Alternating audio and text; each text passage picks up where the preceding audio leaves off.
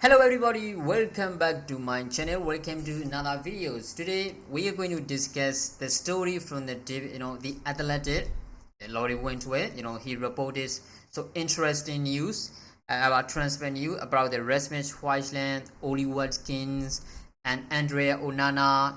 So very interesting news. So let us discuss about this. Okay, first and foremost, let's talk about Rasmus Hojlund. Okay, we know he's been linked to Manchester United, so hot recently. He's only 20. He has a great potential.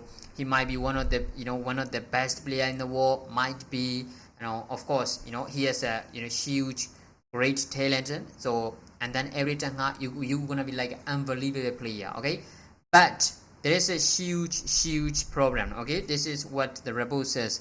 Rasmus Hojlund's agent SEG held talks with Atalanta this week and were told that the price that would be 100 million euros, Manchester United won't pay anywhere near that. You joking? SEG, the agency, I assume not the person. Agency, are you joking? He's only 20s, okay? He's only 20s, and he's scored like 9 goals. Even Manchester City have paid just 52 million pounds for Arlen bloody Haaland. He scored like 50 plus goals per season. I know, they paid that release clause. I sometimes cannot even believe this could be the fake news that Manchester City only paid 50 million pounds for Arlen Haaland. That gotta be fake news. There is something behind this. I believe that, but 100 million euros for Rasmus Hojlund. You want 100 million euros? 100 million euros for Rasmus Hojlund is ridiculous. Ain't no way we're gonna pay that for a Hojlund. No, it's been getting so frustrating from the other opposition teams. The price that is in their mouth. They can say whatever they want. They're gonna for some teams like Arsenal, they're gonna ask like 80 million euro for Kylian if Manchester is interested in it. Every team are going to ask that amount of ridiculous money for the player who only have a decent performances because they know Manchester are always overpaid. That is one of the weakness thing and one of the main thing Manchester have to change. The transfer policy, the people who are in charge when it comes to making a transfer. We have to change the people because they are not good enough. They are not good enough. Okay, we need to replace with quality people. Okay, Magdude, and then the Jumatov. This guy doesn't have a quality when it comes to negotiating the transfer. They're useless. We have to change the policy. We have to change the in charge people because this is getting ridiculous. Every single time we trying to sign a player, not only we are trying, we are just interested, and the price is normally it's gonna cost like a 40 million euro, but at the moment when Manchester are interested, when the reports comes in, the price was 80 million euro. For what? Because of Manchester interested in, because Manchester always overpaid. That's why that is one thing that we have to change. This is a ridiculous news coming out from the Atalanta that Atalanta could ask for 100 million euro for Manchester. Manchester for Rasmus Hojlund. I don't think we are going to sign Rasmus Hojlund if Atalanta is really asking those kind of money or Atalanta playing those kind of games. We have to walk away. Yet we might not sign one of the best player, but we have to sign someone who can score the goals. We can get Harry Kane because Kane is the man. Kane. I think Kane. I assume that Kane is gonna stay at Tottenham Hotspur, and Tottenham Hotspur are demanding and pushing Harry Kane to stay at the Tottenham Hotspur. At least one season. And then it's Victor Osimhen, the price tag of him is far away from that we can achieve. We can reach the kind of money level to sign Victor Osimhen because we don't have enough money. We only have a limited of 120 million pounds to use in the summer unless we sell the players. So 100 million euros for the Rasmus Hojlund is ridiculous. We had to change the game. We had to change the game. We had to change the policy.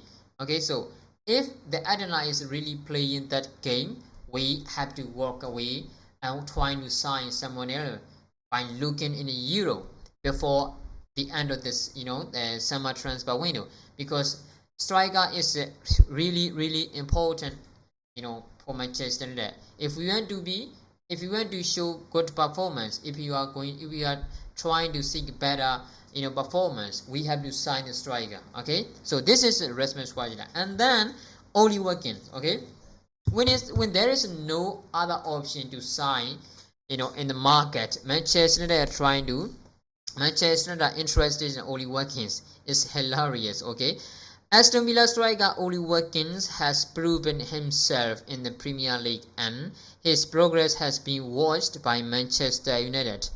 Aston Villa are in talks with him over a new deal, but nothing is confirmed as of yet. So basically, at the end of the day, before the transfer window start, we were very interested in signing of Victor Osimhen or Harry Kane. At the end of the transfer window, the player or the striker who are we gonna sign is the player who are we gonna end up signing with is Aston Villa's Oli Watkins.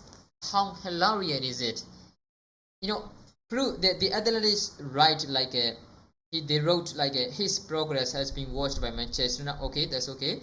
And Oli Watkins has proven himself in the Premier League. What does he prove? He scores couple of goals, and then and then when Manchester is interesting, the situation is suddenly changed. And then what happened? It's like, oh, this guy is so good. This guy has proven himself in the Premier League. Oh, he is so good at Manchester United. Every time we try to link, or every player we've been linked up with is, considered as a quality striker or quality player by Manchester United fans. They think every player we've been linked up to is good to play for Manchester United. No. The reason we are ending up by signing players who are not good enough for Manchester United is because we think this guy can be played at the highest level, especially for the club like Manchester United. No, they can't. Decent is not good enough. Even good is not good enough for Manchester United and Erik ten Hag. We have to sign a striker who have loads of quality or loads of potentials in the near future. Decent player is not good enough for Manchester United because we are one of the best team in Europe, and we are one of the biggest team in Europe. Okay, and we are trying to seek glory days.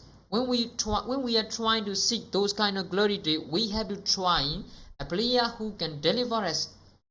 That is not Oli Watkins. That's for sure. That's not Oli Watkins. I cannot believe what we are trying to do.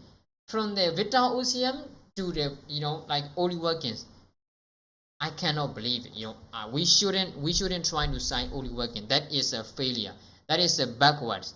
We're trying to improve season by season by Erik ten Hag, but now we are signing Oli Watkins instead of a Harry Kane or Rasmus Hojlund. It's a failure. Okay, it's a failure. So what do you think about this situation? Make sure in the comment below. Let us keep going on. So the other thing is this is coming from the Sky Sport Germany. He's Di Marzio. Okay, he's an Italian journalist. He's Di Marzio. He says Chelsea are considered totally excluded from the deal for the Andrea Onana after a meeting with the Inter Milan in London. Manchester United have been an important link in for the goalkeeper, but the Inter will not negotiate for lower than 50 million euro. I think in my opinion, 50 million euro for Andrea Onana is a great deal. Great deal. Even though you haven't watched him for a long time, but you just only work for a Champions League performance, that's fine. That is how good he is. Under the Erik ten Hag, since 2016 or something like that, under the Ajax, he's been so good, especially when the better playing. Okay, he can pass, show pass. He can be one of the best player when he can do. Building from the back, trying to play him better from the back. Okay, the passing range or the Andre Onana is so good. One-on-one stoppage is so good, but he might be not the best showstopper. He might not as good as like Diego Costa in in the compound, because combine all the quality packages, because he has a weakness that is a short stopping. Andre Onana is not that great when it comes to short stopping, but the other quality is absolutely class. And he have worked with Eric Ten Hag since they were together in Ajax. So I think 50 millions for Andre Onana is absolutely great deal for Manchester. We have to try as soon as we can, and we try to get the deal done quick, because we need new players. Like now at the moment, David De Gea is about to leave, and then we have to try to sign Andre Onana. He's so important. Okay, the playing style of Eric Ten Hag in the total football playing style, he's the most important the position that we have to sign in the summer. We have to sign in the summer. So I think 50 million. The other day, let's say, a couple of days ago, like there were reports about Andre Onana, like Inter Milan won 70 million pounds. What's the ridiculous amount of money they are asking? It's like we're trying to sign Cristiano Ronaldo or the a goalkeeper situation. 70 million pounds for it's like 82 million euros. It's ridiculous, right? So 50 million euro is a really great price tag from the Inter Milan, I think. So Inter Milan will not seek and try to negotiate less than 50 million euro. We should start with the 50 millions, like a 10 millions add-on or something like that. No, why not? Why can't we make this deal done as soon as we can? We need this goalkeeper. Every time needs this goalkeeper. Every time know how much he can be under him, because they've been worked together at Ajax. So I think this is the one we're gonna sign Andre Onana if we are trying to act as soon as possible. Okay, so what do you think about Andre Onana situation? Do you think 50 million quid is enough for every like Andre Onana, or is this gonna be overpaid? Make sure in the comment below. Thanks for watching, guys.